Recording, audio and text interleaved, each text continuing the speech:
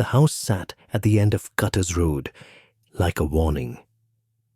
Weathered grey, half swallowed by wild sage, its windows dark even in daylight. Folks in Redwell said the land itself had turned sour around that place, that nothing grew right near it, that dogs wouldn't cross the fence line, that at night, if the wind blew just so, you could hear a man screaming. None of it was true, but truth never mattered much when a woman lived alone, and her husband had died badly. Eliza Crane woke before dawn the way she always did, not from habit, but from the particular silence that surrounds a person no one speaks to. 5 years of that silence had taught her to fill her mornings with labor, wood to split, water to haul, a garden that grew despite what the town believed. She worked until her arms ached and her mind went quiet, and then she worked some more. She was mending a fence post when she heard the horse. Eliza straightened slowly, hammer still in hand. Visitors didn't come to this house. The last person who'd ridden up her road had been the circuit preacher 3 years back, and he'd only come to tell her she wasn't welcome at Sunday services anymore. She'd thanked him politely and watched him ride away faster than he'd arrived. This rider moved different, slow, deliberate. A man on a tall roan gelding, sitting easy in the saddle despite the weariness in his frame. His coat was dust-covered, his hat pulled low, and he led a pack mule behind him, loaded with supplies that spoke of long travel. He stopped at her gate. "Morning," he said. Eliza didn't answer. She gripped the hammer tighter, not threatening, just ready. The man studied her with pale grey eyes that held no judgment, no fear, no curiosity about what he might have heard in town, just the steady gaze of someone measuring whether he'd found what he was looking for. "I'm told there's a woman out this way who knows medicine," he said. "Herbs, remedies, the kind doctors don't teach." "You were told wrong." "Was I?" He shifted in the saddle, and for the first time she noticed the way he favored his left side, the dark stain on his shirt beneath his coat. Because the man at the general store said Eliza Crane could fix what physicians couldn't, said her husband was the meanest drunk in the territory, and she kept him alive for years when anyone else would have let him rot. Eliza's jaw tightened. "That man at the store also tell you what they call me?" "He did. And you still came." The rider looked at her house, at the garden, at the mended fence and the clean-swept porch. Then he looked back at her. "Mom, I've been shot. I've been riding for 4 days, and I've got a bullet somewhere in my ribs that's going to kill me slow if someone doesn't dig it out. I don't care what they call you. I care whether you can help." Eliza stood silent for a long moment. The morning sun crept over the ridge, throwing long shadows across the yard. Somewhere in the sage, a quail called. "Put your horse in the barn," she said. "I'll boil water." His name was Samuel Dorset. He told her that much while she cut away his shirt and examined the wound. A ragged hole beneath his ribs, angry and hot, the skin around it going grey. The bullet had entered at an angle, which meant it had likely lodged somewhere deep, rather than passing through. "How'd it happen?" Eliza asked, not because she needed to know, but because talking kept men calm when the pain got bad. "Disagreement over property lines." "Must have been some disagreement." "Man thought my cattle were on his land. I thought different. He had a rifle. I had principles." Samuel's voice was strained but steady. "Principles don't stop bullets." Eliza heated her instruments over the fire. Forceps, a thin blade, a curved needle she'd learned to use when no doctor would come to their homestead. when her husband had broken bones and torn flesh, and expected her to fix what his rages caused. "This is going to hurt," she said. "I figured. I don't have laudanum, just whiskey." "Whiskey's fine." She handed him the bottle. He took a long pull, then another, then nodded. Eliza pressed a folded leather strap between his teeth. "Bite down. Don't move." Samuel Dorset didn't scream, not once. His body went rigid, his hands white-knuckled on the table's edge, but he held still while she worked. 20 minutes of probing, cutting, searching. The bullet had cracked a rib and lodged against the bone. She extracted it with forceps, slick with blood, dropped it into a tin cup, where it rang like a bell.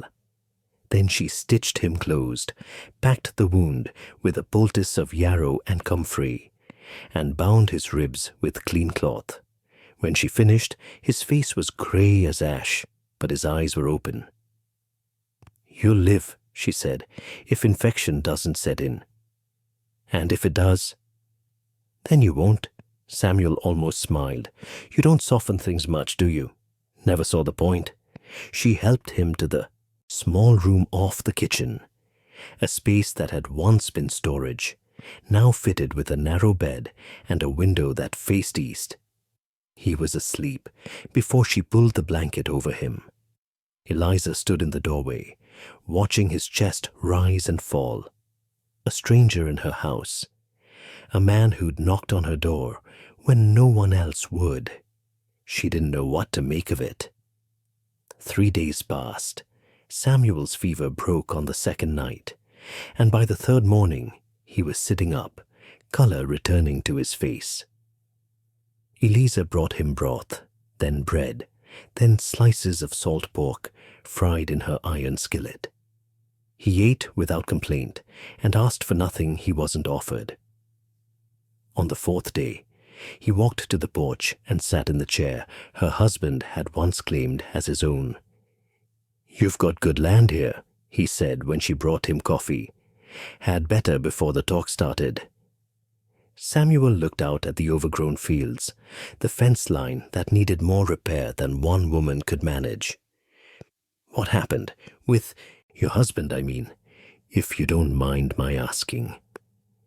Eliza sat in the chair opposite him, something she hadn't done in 5 years. "He drank. He hit. One night he hit too hard, and I hit back, skillet to the head. He fell down the porch steps and broke his neck."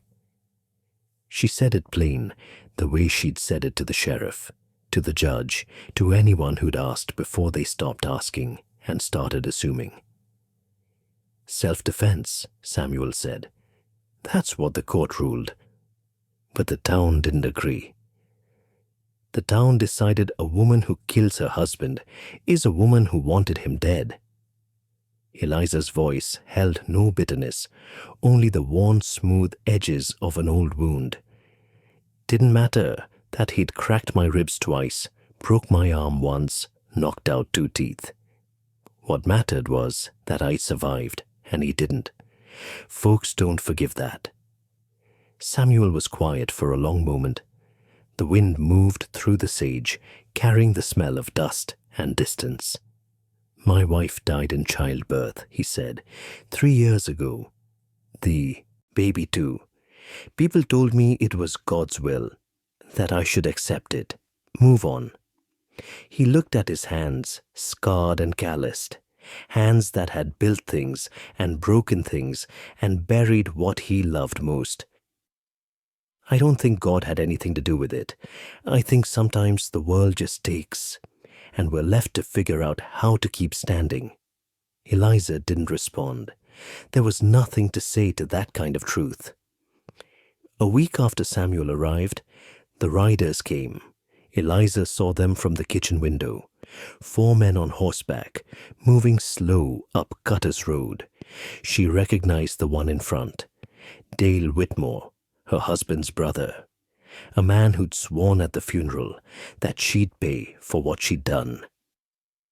She met them at the gate with her husband's shotgun, cradled in her arms.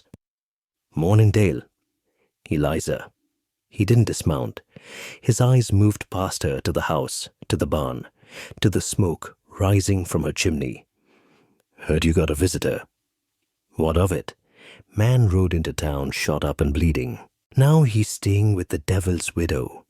Dale smiled, but there was nothing pleasant in it.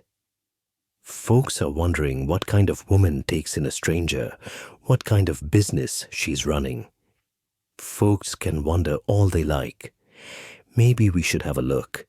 Make sure everything's proper. You're not setting foot on my land, Dale. You know that.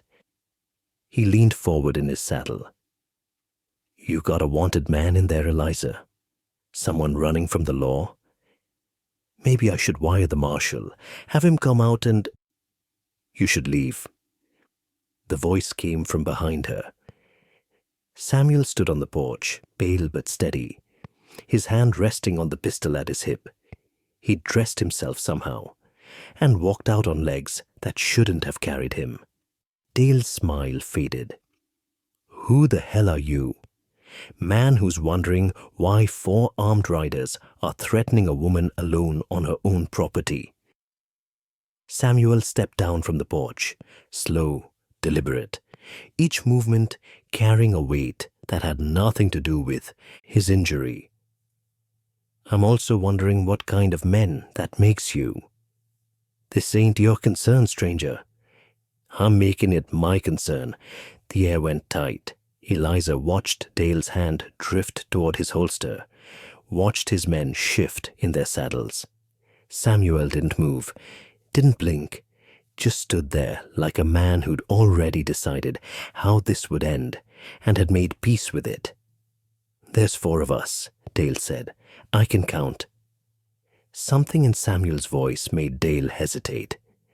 Not fear exactly, more like the sudden awareness that he was looking at a man who had nothing left to lose and knew exactly what that meant. Dale pulled his horse back. This isn't over, Eliza. It's been over for 5 years, Dale. You just haven't accepted it. The riders turned and left. Eliza watched until they disappeared over the ridge, then lowered the shotgun. Samuel swayed.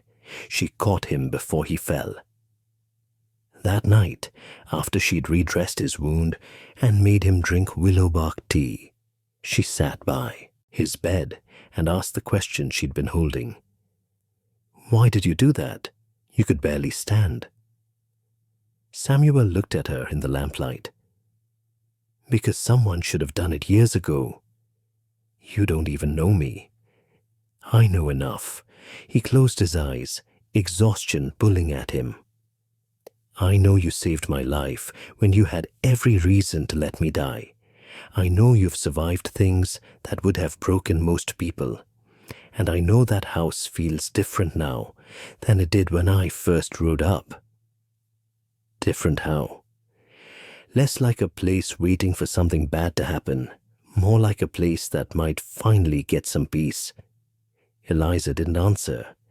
She sat in the silence, listening to his breathing slow, and thought about what peace might feel like after so many years without it. Samuel stayed through winter.